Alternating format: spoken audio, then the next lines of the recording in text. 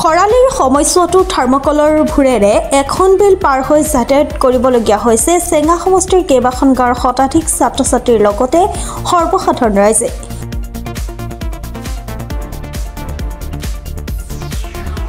চেঙা সমষ্টিৰ কেডেঘি নিৰলাচৰ পশ্চিম গোহালি চৰৰ প্ৰায় 5 শতাধিক পৰিয়ালৰ লোকে দৈনিক এনেদৰে এখন থাৰ্মকলৰ ভুৰেৰে পাৰ হ'বলগীয়া হৈছে।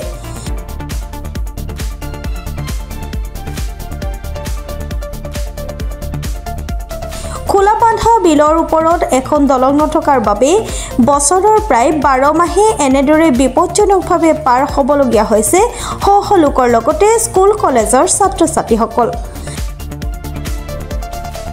এনেদৰে পাৰ হোৱা সময়ত সংঘটিত হোৱা বিপদৰ কথা ব্যক্ত কৰিছে ছাত্ৰ ছাত্ৰীসকলে।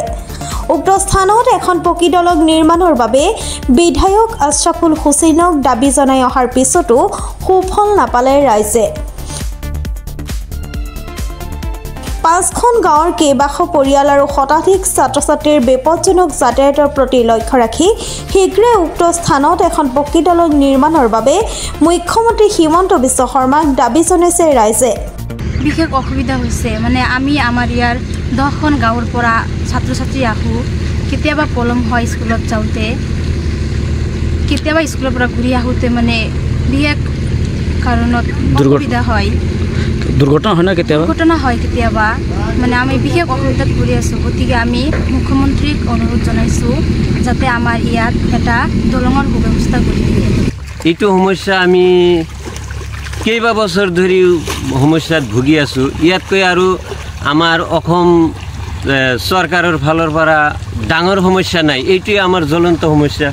চাওক, আমাৰ এই কেদিগি লহৰা শালমাৰা আমাৰ পশ্চিম গোহালিৰ চৰ নিৰলাৰ কিছু অংশ আমাৰ পশ্চিম নিৰলা এইখিনি গাঁৱৰ প্ৰায় কলেজীয়া ষ্টুডেণ্ট, হাইস্কুলৰ ছাত্ৰ ছাত্ৰী, এম ই স্কুলৰ ছাত্ৰ ছাত্ৰী, তাৰপিছতো প্ৰাথমিক বিদ্যালয়ৰ বহু সংখ্যক কণ কণ ছাত্ৰ ছাত্ৰীসকলত এই থাৰ্মকল ভুৰাৰ যিটো সমস্যা, কেইদিনমান আগত আমাৰ এই প্ৰাথমিক ছাত্ৰ ছাত্ৰীবিলাক, প্ৰাথমিক বিদ্যালয়ৰ ছাত্ৰ ছাত্ৰীবিলাক উলটি গৈছিল। এই থাৰ্মকলৰ ভেলটো যায়, মানে বিৰাট দুৰ্ঘটনা হৈছিল।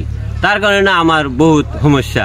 আৰু চাওক, এই যিসকল আমাৰ আইমাতৃ গৰ্ভৱতী মহিলা, তেওঁলোকৰ তেখেতসকলৰ যিটো গৰ্ভৱতীৰ সমস্যা, ডেলিভাৰী কেছত আমাৰ ইয়াত কোনো যাতায়াতৰ ব্যৱস্থা, গাড়ী এম্বুলেঞ্চ নচলে, কিমান সমস্যা চাওক। মানে এই থাৰ্মকলৰ ভুৰেদি যাওঁতে আহোঁতে মানে সেই ইয়াতকৈ আৰু আমাৰ সমস্যা নাই অসমৰ ভিতৰত। এইটোৱে কিমান ছাত্ৰ ছাত্ৰী এনেকুৱা পাৰাপাৰ হয় নিতৌ? ইমান ছাত্ৰ মানে আমাৰ ছাত্ৰ প্ৰায় এইটো চৰ অঞ্চলত সকলো মিলি কলেজৰ পৰা একদম প্ৰাথমিক বিদ্যালয় পৰ্যায়ৰ প্ৰায় 200 মান ছাত্ৰ ছাত্ৰী পাৰাপাৰৰ ব্যৱস্থা আছে। যথেষ্ট অসুবিধা হৈ আছে, বিৰাট অসুবিধা। মানে এইটো মানে হাঁহ নচৰাৰ দৰে হৈ পৰিছোঁ আমি, হাঁহ নচৰা। আপোনালোকে এই সম্পৰ্কে বিভাগীয় কৰ্তৃপক্ষ তথা স্থানীয় বিধায়কক অৱগত কৰিছিল না কেতিয়াবা? এইটো সমস্যা আমাৰ স্থানীয় বিধায়ক মাননীয় চেঙা সমষ্টিৰ আশ্ৰাফুল হুছেইনক আমি কেইবাৰ অৱগত কৰাইছোঁ। সি কেৱল কৈছে আমাৰ চৰকাৰ বিপক্ষে, আমি এইটো কৰিব নোৱাৰোঁ। সি নিজে কৈছে বাঁহৰ এটা হাকৈৰ ব্যৱস্থা কৰে। নাই, আমি নিজে বাজে কৈছোঁ বাঁহৰ হাকৈ আমি পাৰ্চনেল হিচাপে আমাৰ পঞ্চায়ত প্ৰতিনিধি দিছে, আমি কেইবাৰো কৰিছোঁ। বাঁহৰ হাকৈ নাথাকে ইয়াত, যথেষ্ট দ আছে, বহুত দ ইয়াত।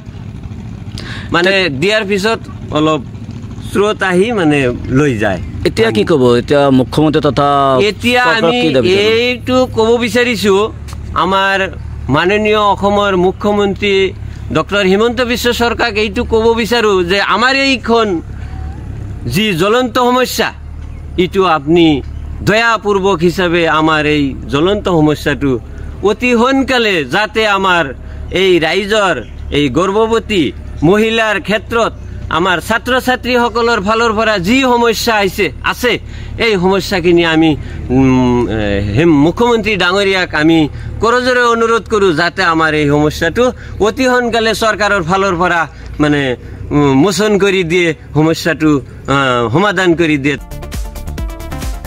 বাঘমাৰা চৰৰ পৰা নুৰজামাল হুছেইনৰ ৰিপৰ্ট, প্ৰাত time digital. Mobile plus physiotherapy wellness and rehabilitation centre দক্ষিণ কামৰূপৰ ব্যৱসায়িক প্ৰাণকেন্দ্ৰ বিজয়নগৰৰ লগতে VIP চক আৰু গুৱাহাটী মালিগাঁও পাণ্ডৱনগৰত থকা তিনিওখন ক্লিনিক বৰ্তমান প্ৰায় 20 বছৰৰ অভিজ্ঞতা পুষ্ট তথা এতিয়ালৈকে প্ৰায় 40,000 ৰোগীক সুস্থ কৰি তোলা ডক্টৰ পল্লৱীনাথৰ তত্বাৱধানত চলি আছে। এই ফিজিঅ'থেৰাপি চেণ্টাৰ তিনিটাত বৰ্তমান অভিজ্ঞ ডক্টৰৰ দ্বাৰা যিকোনো জটিল ফিজিঅ'থেৰাপি চিকিৎসাৰ লগতে যিকোনো ৰোগীৰ ঘৰলৈ গৈ চিকিৎসা সেৱাৰ সুব্যৱস্থাও ৰাখিছে। আমাৰ ঠিকনা mobile plus physiotherapy wellness and rehabilitation centre, opposite Uparhali Bijoynagar SBI branch. আমাৰ VIP চকৰ ঠিকনাটো হ'ল VIP চক near VIP bus stop, Borjhar, Guwahati. আমাৰ মালিগাঁও ঠিকনাটো হ'ল চেলাছ 360 physiotherapy and rehabilitation centre, Maligaon Pandavnagar, Guwahati 12। আমাৰ যোগাযোগ নম্বৰ হৈছে 8011744696।